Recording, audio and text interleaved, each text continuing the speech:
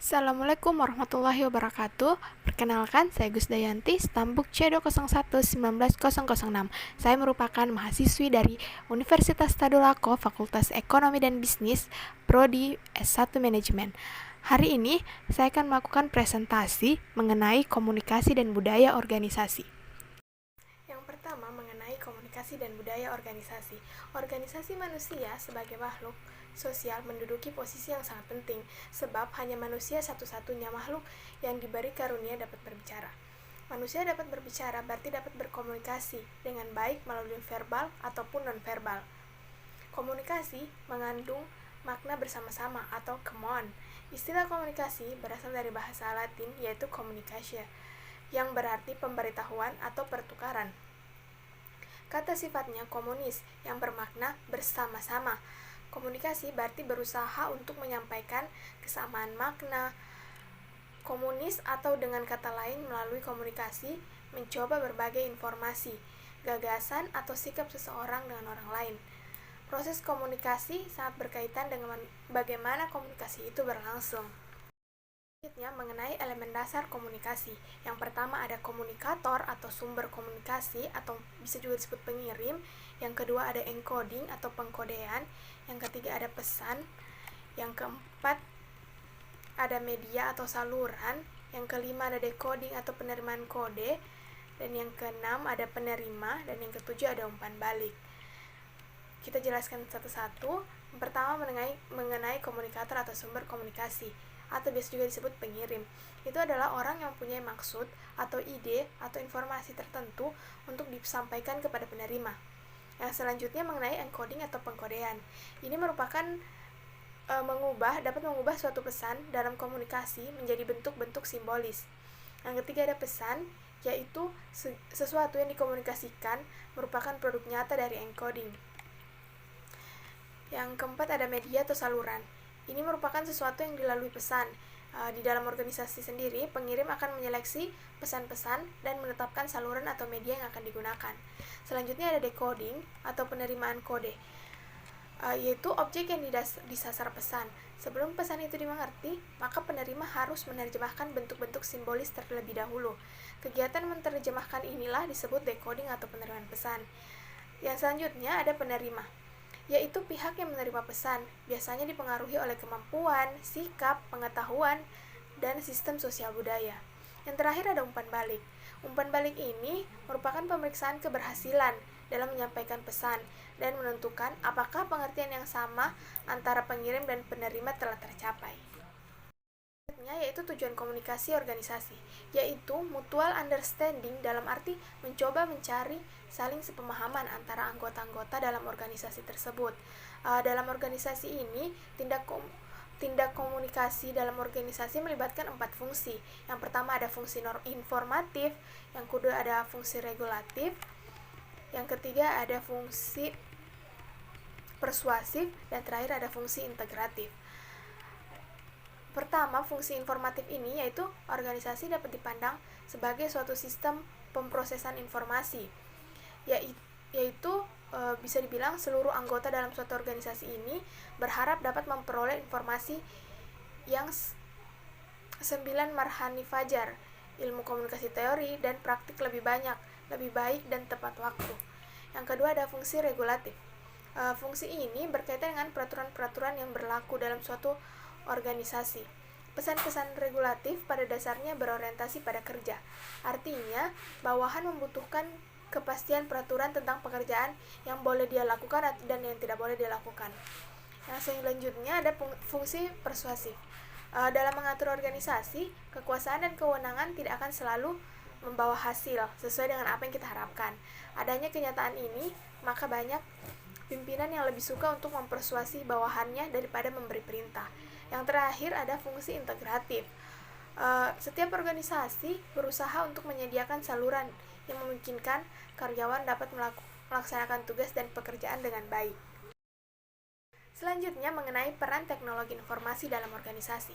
Jadi, peran teknologi informasi ini diperlukan dalam dunia organisasi sebagai alat bantu dalam upaya memenangkan suatu persaingan yang pasti terjadi dalam dunia organisasi.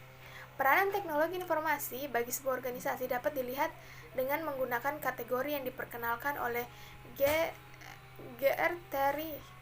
Terdapat 5 peranan berdasarkan teknologi informasi dalam organisasi. Yang pertama, ada fungsi operasional.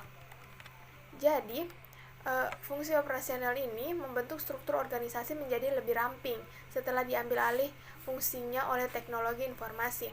Karena sifat penggunaannya yang menyebar di seluruh fungsi organisasi, unit terkait dengan manajemen teknologi informasi akan menjalankan fungsinya sebagai supporting agency, di mana teknologi informasi dianggap sebagai firm infrastruktur.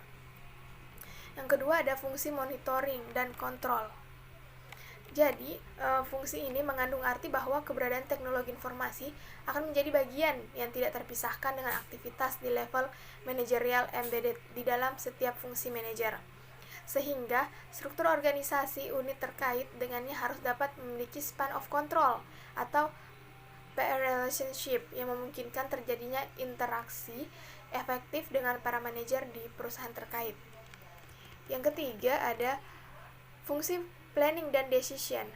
Mengangkat teknologi informasi ke tataran peranan yang lebih strategis lagi karena keberadaannya sebagai enabler dari rencana kegiatan organisasi dan merupakan sebuah knowledge generator bagi para pimpinan organisasi yang diharapkan pada realitas untuk mengambil sejumlah keputusan penting sehari-harinya. Yang keempat ada fungsi communication. Secara prinsip termasuk ke dalam firm infrastruktur dalam era organisasi modern, di mana teknologi informasi ditempatkan posisinya sebagai sarana atau media dalam berkomunikasi, berkolaborasi, berkooperasi, dan berinteraksi. Yang terakhir ada fungsi interorganisasional. Ini merupakan sebuah peranan yang cukup unik karena dipacu oleh semangat globalisasi yang memaksa organisasi melakukan kolaborasi untuk menjalin kemitraan dengan sejumlah organisasi lain. Tipe dan fungsi peranan teknologi ini secara langsung akan berpengaruh terhadap perancangan atau desain struktur organisasi dan struktur organisasi departemen, divisi, ataupun unit terkait dengan sistem informasi, teknologi informasi, dan manajemen informasi. Selanjutnya, kita berbicara mengenai dampak teknologi informasi ini dalam organisasi. Yang pertama, mengenai dampak positif. Dampak positif teknologi informasi dalam organisasi yaitu sebagai berikut. Yang pertama, sebagai media untuk menganalisis kondisi pasar. Yang kedua, sebagai media untuk mengawasi kinerja organisasi. Yang ketiga, sebagai media untuk meningkatkan kualitas informasi. Yang keempat, yaitu penghematan biaya waktu dan peningkatan produktivitas. Kelima, sebagai media untuk mengolah data dengan cepat dan akurat. Yang keenam, untuk membantu aktivitas manajemen sumber daya manusia. Dampak positif teknologi informasi dalam organisasi ini juga memiliki dampak negatif. Dampak negatif yang pertama yaitu besarnya kemungkinan untuk aksi penyalahgunaan teknologi informasi. Yang kedua itu mengurangi sifat sosial manusia karena manusia itu cenderung lebih suka berhubungan lewat media sosial daripada bertemu langsung. Yang ketiga itu besarnya kemungkinan terjadi pada diri individu ketidakpuasan kerja, dehumanisasi, dan dampak psikologis serta information anxiety. Yang terakhir itu tingginya kemungkinan masalah resistency to change. Masalah ini tuh harus dihilangkan karena hal ini dapat mengakibatkan menurunnya produktivitas dan meningkatkan angka absensi dan mengurangi motivasi dan pemogokan kerja. Sekarang kita berbicara mengenai pengaruh teknologi informasi ini dalam organisasi. Ada beberapa yang berpengaruh. Yang pertama, sebagai alat bantu komunikasi. Jadi, teknologi ini dalam komunikasi organisasi yang pertama pastinya adalah sebagai alat bantu komunikasi. Teknologi akan membantu komunikasi berlangsung lebih efektif dan efisien dalam komunikasi kepemimpinan. Yang kedua itu mengefisiensikan waktu. Teknologi informasi tentu saja mampu untuk mengefisiensikan waktu, sebab penggunaan teknologi akan semakin mempercepat sampainya informasi. Yang ketiga ada perubahan budaya kerja. Ternyata teknologi informasi juga dapat berpengaruh pada perubahan budaya kerja dalam komunikasi organisasi. Bagaimana tidak? Sebab saat ini banyak organisasi yang mewajibkan anggota mereka yang hadir untuk memperlihatkan kehadiran melalui foto. Jika sudah begini, maka tentu tidak ada lagi yang namanya titip-titip absen, sebagaimana saat teknologi yang canggih belum hadir. Yang keempat ada perubahan perilaku. Bukan hanya perubahan budaya kerja, ternyata teknologi informasi ini juga mampu berpengaruh pada perubahan perilaku individu yang berada dalam organisasi. Perubahan ini diawali dari tadinya mereka yang jarang muncul dalam pertemuan akan lebih disiplin untuk muncul dan datang. Yang kelima ada bentuk informasi.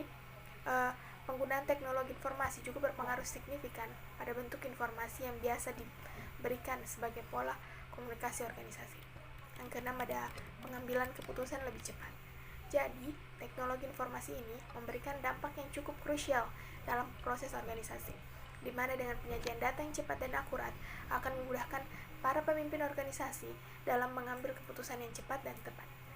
Yang ketujuh ada mempercepat kemajuan organisasi. Pengaruh lain dari hadirnya teknologi informasi yaitu dapat memberikan kecepatan organisasi dalam mencapai kemajuan. Jadi, jika teknologi yang kita gunakan dengan bijak dan sesuai dengan fungsinya, maka tentu apa yang dicita-citakan oleh sebuah organisasi dengan mudah dapat dicapai. Baik, yang terakhir kita berbicara mengenai faktor-faktor penentu struktur organisasi. Yang pertama, strategi organisasi pencapaian tujuan. Yang kedua, ada perbedaan teknologi yang digunakan untuk memproduksi output akan membedakan bentuk struktur organisasi. Yang ketiga, kemampuan dan cara berpikir para anggota serta kebutuhan mereka juga lingkungan sekitarnya perlu dipertimbangkan dalam penyusunan struktur perusahaan. Yang terakhir itu, besarnya satuan organisasi dan satuan kerja mempengaruhi struktur organisasi. Sekian presentasi dari saya, kurang dan lebihnya saya mohon dimaafkan. Wassalamualaikum warahmatullahi wabarakatuh.